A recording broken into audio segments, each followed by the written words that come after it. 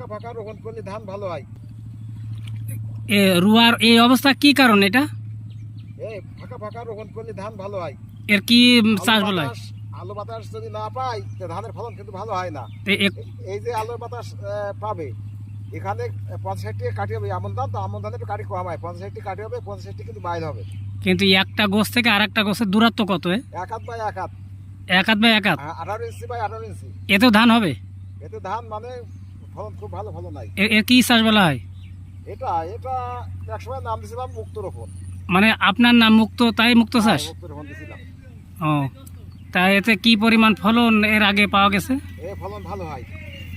আর বললে তুমি কেউ বিশ্বাস করবে না, ফলনের পরে এসে দেখলেই বোঝা যাবে। মানে কাঠায় 2 মণ 2.5 মণ হয়? অনেক বেশি হয়েছিল। এর সুবিধাটা কি এরকম ফাঁকা রোপণে? সুবিধা আছে, এই যে নিড়ানি দিতে সুবিধা, সার দেওয়ার সময় সার প্রয়োগ করতে সুবিধা, এই যে বই রোপণ করতে সুবিধা, তারপরে যে বীজ প্রয়োগ যেটা প্রয়োগ করার সময় তো কোনো ধানে হাঁটা যায় না, কিন্তু এ তো দৌড়ে যায়। আর চারা কম লাগে?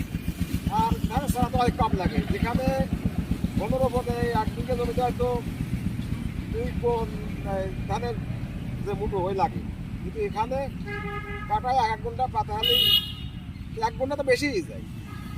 ওই কাটায় আছে 3 হাতে পাতা হলেই যায়।